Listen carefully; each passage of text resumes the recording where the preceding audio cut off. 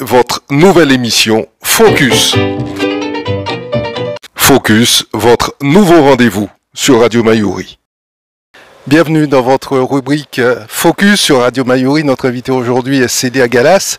Vous êtes coach certifiée, formatrice et consultante. Bonjour. Bonjour Michel, bonjour à toutes et à tous. Alors pour commencer, pouvez-vous nous dire ce que cela signifie coach certifié ? Oui, ça veut dire que j'ai obtenu mon diplôme de coaching. Moi, j'ai eu la chance de travailler avec la Neurosensorial Institute et c'est un institut qui accompagne des coachs professionnels et qui se spécialise dans la neurosensorialité. Vous avez fait le pari du retour en Guyane après avoir obtenu votre diplôme à HEC Paris et un confortable parcours professionnel, une décision mûrement réfléchie, je suppose ?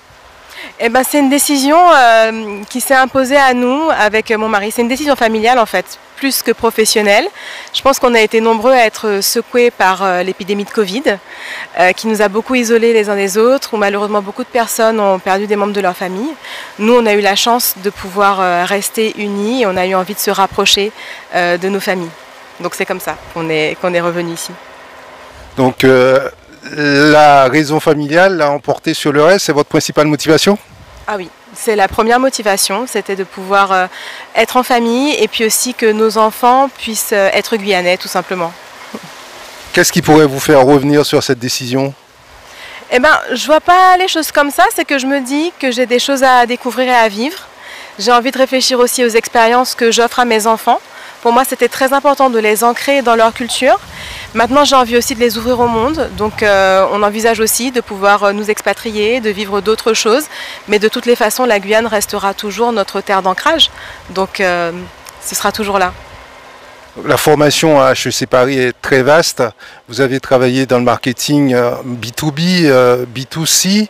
Est-ce que vous pouvez revenir pour nous sur ces expériences ? Oui, alors moi j'ai commencé mon parcours dans une grande entreprise qui est SFR et c'était une très bonne école en sortie d'école de commerce pour tout simplement être opérationnel, comprendre les enjeux d'une entreprise, comprendre le rôle du marketing dans une stratégie globale. J'ai eu la chance de pouvoir y faire du marketing des services à la fois en B2C, c'est-à-dire directement pour les consommateurs, pour les clients, mais aussi en B2B, c'est-à-dire pour des entreprises. Et puis ma dernière expérience au sein d'SFR, ça a été de créer un nouvel opérateur en partant de zéro. Donc c'était un peu une start-up au sein d'un grand groupe et j'ai beaucoup aimé le fait de lancer un nouveau projet au sein de cette entreprise et ça m'a donné envie justement de me lancer dans le monde de la start-up. Donc j'ai quitté SFR pour démarrer dans des vraies start-up. J'ai eu l'occasion de faire ça 2 fois. Une première fois chez Mon Docteur qui a été racheté après par Doctolib et puis ma dernière expérience professionnelle dans l'Hexagone, c'était au sein d'une grosse start-up qui s'appelle Job Teaser dans les RH. Pardon. Donc vous avez eu des expériences relativement variées, à la fois dans une grande entreprise et d'autres entreprises, d'autres structures plus petites. Oui, tout à fait. En fait, l'expérience de lancer ce nouvel opérateur m'a donné envie de monter quelque chose un peu de zéro. Et j'aime beaucoup ce côté de devoir construire une entreprise, aller vite, itérer, apprendre de ses erreurs et continuer. Et alors ça, on peut le faire dans toutes les entreprises, mais c'est vrai que la start-up a cet avantage d'aller vite et d'être dans cet esprit de croissance. Donc moi, la première entreprise, vraie start-up avec laquelle j'ai travaillé, on a démarré, on était 40 et il n'y avait pas d'équipe marketing. Quand je suis partie, on était 8 au marketing et l'entreprise, c'était 200 personnes. Et la deuxième entreprise, j'ai démarré, on était une centaine. J'étais d'ailleurs la numéro 100 de l'entreprise. Et puis, j'avais une équipe de 5 personnes.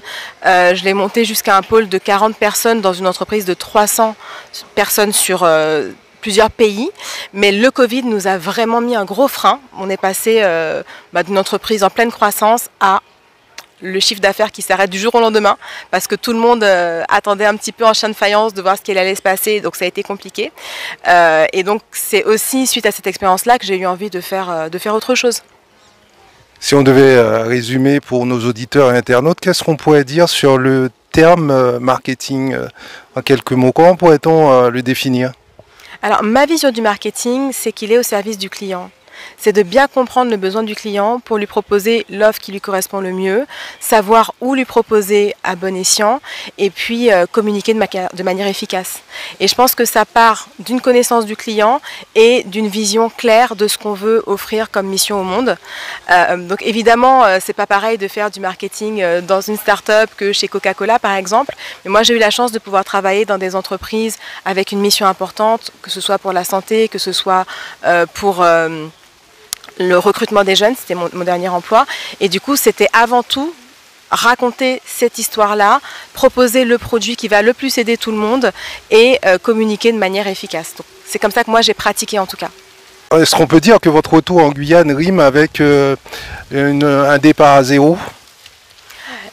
Oui, en fait, il y a plusieurs choses aussi. C'est que quand je suis partie de ma dernière expérience, j'avais vraiment besoin de me réinventer. Cette période Covid, elle a été difficile pour moi. Moi, j'avais énormément travaillé. Pendant le Covid, j'ai travaillé encore plus et j'étais essoufflée. J'avais vraiment besoin de prendre un nouveau départ. Et d'ailleurs, la question s'était posée. À l'époque, j'avais des opportunités dans des startups plus grosses, avec des postes intéressants, vraiment qui m'auraient plu d'un point de vue parcours, puis aussi pour mon ego, hein, on va pas se le cacher. Et finalement, j'ai pas eu envie de faire ça. J'ai vraiment pu échanger aussi avec mon mari. Et on s'est vraiment dit que là, il était temps de prendre un temps pour notre famille. Plus que de prendre un temps pour notre famille, c'était de choisir d'abord pour la famille et pas pour la carrière. Et ça a tout changé. Alors oui, ça vient avec un gros chamboulement. J'ai dû me former. Je suis repartie de zéro parce que j'ai appris une nouvelle compétence. Alors je ne pars jamais vraiment de zéro puisque moi j'avais quand même 10 ans d'expérience en management. Et finalement, c'est là-dessus que j'ai choisi de me développer et de proposer mes services ici. Mais c'est quand même très nouveau et c'était une nouvelle manière de travailler. Plus qu'une nouvelle compétence, c'est une nouvelle manière de travailler, plus entrepreneuriale, être à mon compte, et ça me plaît beaucoup. On va y revenir dans quelques instants, mais j'aimerais évoquer la publication d'une photo que vous avez faite sur LinkedIn, si je ne m'abuse. Vous parlez de votre père, né esclave, votre grand-père, né esclave en Martinique, devenu libre à l'âge de 10 ans. Est-ce que l'histoire de la famille, d'une famille quelconque, est-ce que cela peut avoir une incidence sur la réussite d'un individu, en l'occurrence vous? Alors c'est le grand-père de mon grand-père qui effectivement est né esclave. Mon grand-père était le tout dernier, le petit dernier de sa fratrie et il nous a raconté ça depuis très petit. Son message c'était de dire que dans la vie finalement, on ne peut jamais désespérer. Et que tout est possible parce que je pense que son aïeul a dû lui raconter des choses très très dures et lui il a eu la chance de faire des études, il a eu la chance d'être directeur d'école, d'avoir une vie agréable, confortable et intéressante et de nous avoir transmis de belles valeurs, le goût du travail et d'un travail qu'on choisit. Donc moi je me sens très chanceuse aujourd'hui de pouvoir choisir mon activité et j'avais voulu aussi partager ce message d'espoir parce que en ce moment l'actualité elle est dure à regarder.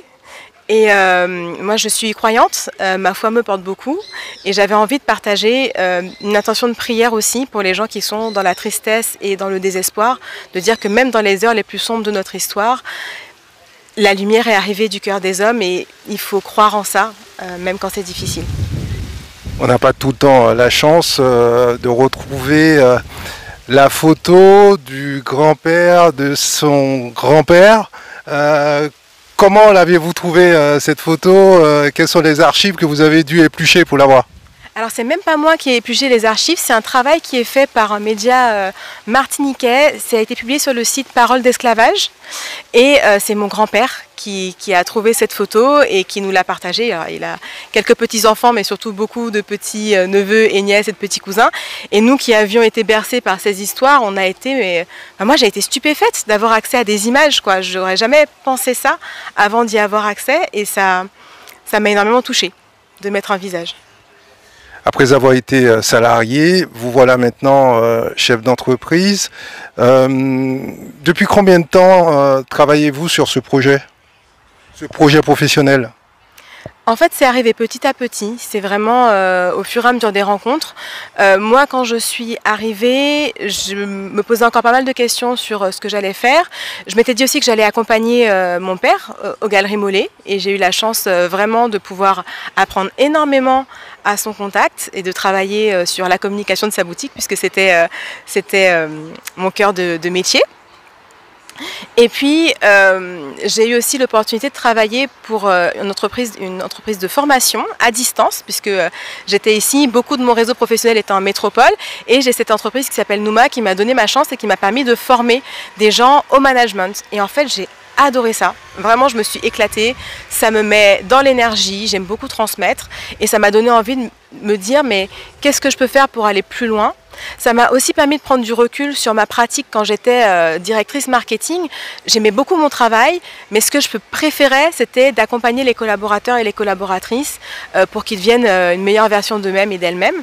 Et donc, c'est comme ça que je me suis renseignée, j'ai pu faire des rencontres et je me suis dit que le coaching, c'était une belle corde à avoir à mon arc, que ça me servirait toujours. J'ai eu la chance d'avoir des clients qui m'ont fait confiance aussi pour démarrer, qui ont été très satisfaits, et du coup j'ai pu continuer comme ça de fil en aiguille. Donc ça s'est fait petit à petit. J'ai pas une histoire d'entreprise où j'avais tout de suite la vision à mettre en place. C'est vraiment au fur et à mesure de mes expériences, de ce qui résonnait en moi, de la valeur que j'avais aussi envie d'apporter aux autres, que j'ai pu monter l'entreprise que j'ai aujourd'hui. Le coaching est un secteur hyper concurrentiel. Qu'est-ce que vous allez amener pour vous démarquer de vos homologues? Alors moi, j'ai choisi d'adresser les sujets d'engagement et de bien-être au travail parce que déjà c'est une compétence que j'ai et que c'est un sujet qui me tient à cœur. Moi, j'ai cette conviction que pour que les équipes puissent donner le meilleur d'elles-mêmes, il faut qu'elles le fassent dans des bonnes conditions. Et j'ai également cette condition que pour que ça se passe, il faut que le manager soit bien et se sente ancré. Donc ma démarche, c'est d'accompagner le manager ou le ou la dirigeante dans sa pratique pour trouver les bons rituels, pour mettre en place les bonnes écoutes au bon moment auprès des équipes, d'accompagner aussi les équipes quand c'est nécessaire pour que l'énergie circule, pour que la communication circule, pour qu'il y ait du respect, de la bienveillance et de la performance, parce que c'est finalement ça qu'on va aller chercher au final.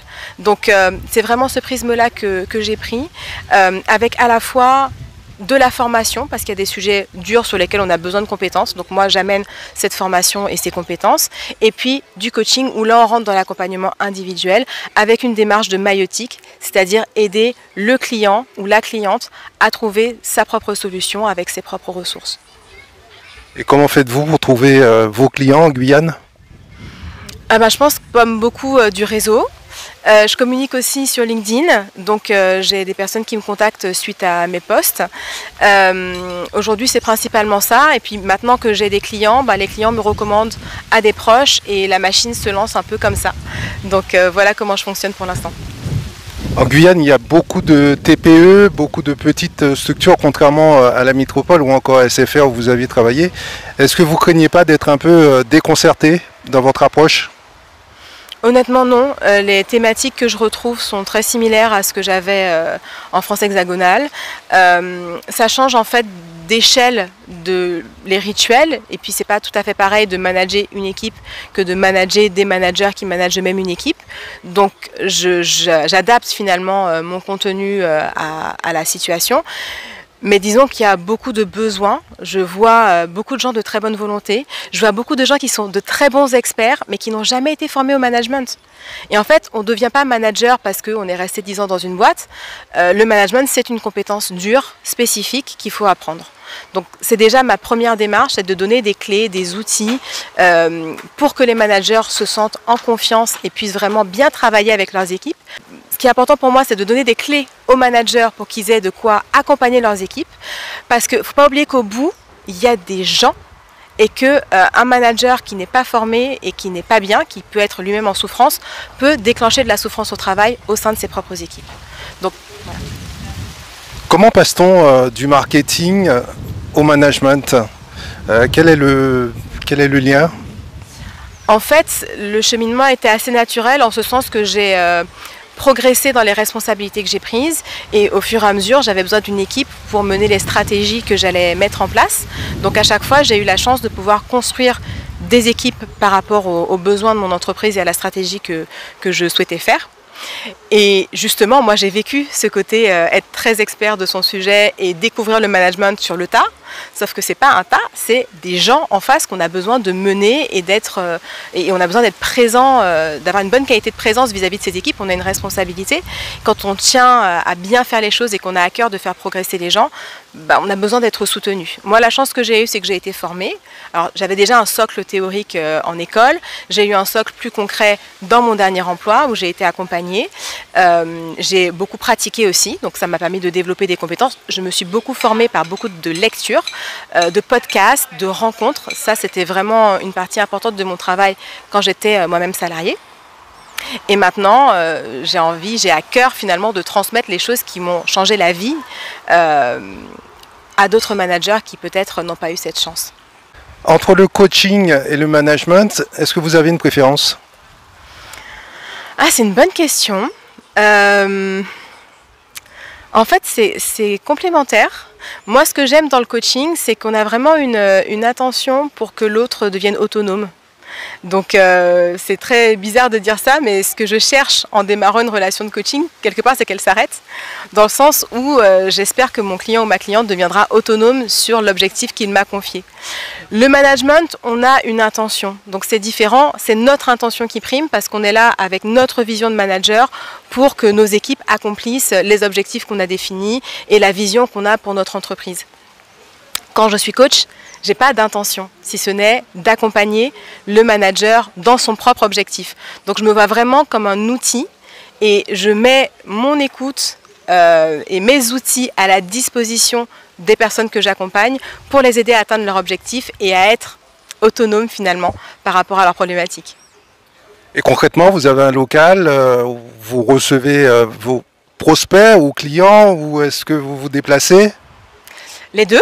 Alors je travaille beaucoup à distance, j'ai encore des clients qui sont dans l'Hexagone, donc un bon Zoom et une bonne connexion, ça va très bien. Je travaille beaucoup aussi en présentiel, soit chez le client, soit dans mon bureau. J'ai la chance d'avoir un bureau en coworking chez Guyacol. C'est super, c'est une très bonne ambiance de travail et des locaux qui sont très qualitatifs. Donc voilà, je me fais un plaisir d'accompagner, de recevoir mes clients ou mes clientes directement dans mon bureau. Vous arrivez aujourd'hui à vous projeter dans les 4-5 années qui viennent? Alors, j'arrive à me projeter dans les 4-5 années qui viennent, mais j'essaye de ne pas être trop figée et de laisser venir et de rester à l'écoute de l'univers. Et quelles sont vos ambitions? Mes ambitions, c'est de rester alignée entre mes objectifs de vie, pour ma famille, pour moi en tant que personne, pour mon couple, et l'activité que je mets en place dans le respect de mes valeurs et en apportant à mes clients et à la société. Aujourd'hui, vous arrivez à obtenir cette harmonie? Aujourd'hui, oui. Je suis encore au démarrage, mon entreprise, ça fait quoi, 1 an et demi vraiment que je suis à fond dans mon projet, donc c'est encore petit, mais ça se développe, il y a une belle croissance, il y a des opportunités, les clients et les clientes sont contents, donc j'y vais avec beaucoup de cœur et beaucoup de plaisir, et j'espère apporter le plus possible autour de moi. Ils sont encore jeunes les enfants, ils ont quel âge? Mon grand a déjà 10 ans, moi ça me paraît très très grand, et mon petit 6 ans. Et que pense-t-il du fait de voir maman maintenant chef d'entreprise? Je ne sais pas s'il voit les choses comme ça. Il me voit travailler toujours un peu plus que ce qu'il voudrait, mais j'ai la chance de les accompagner à toutes leurs activités, d'être beaucoup plus présente que ce que j'ai pu être quand on vivait en Île-de-France. J'ai le sentiment de partager beaucoup plus de choses avec eux. Donc ça c'est super.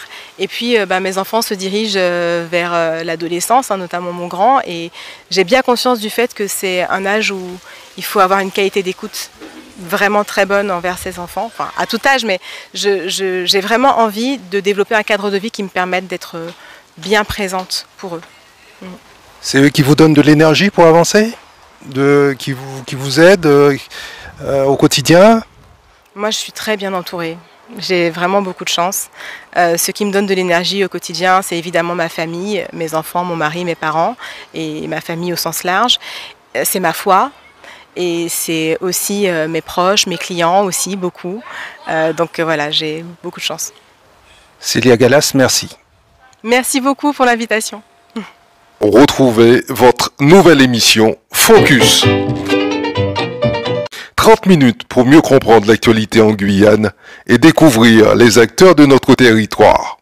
Focus, c'est du lundi au vendredi, première diffusion à 8h30, puis rediffusée à 13h10 et 19h10. Focus, votre nouveau rendez-vous sur Radio Mayuri.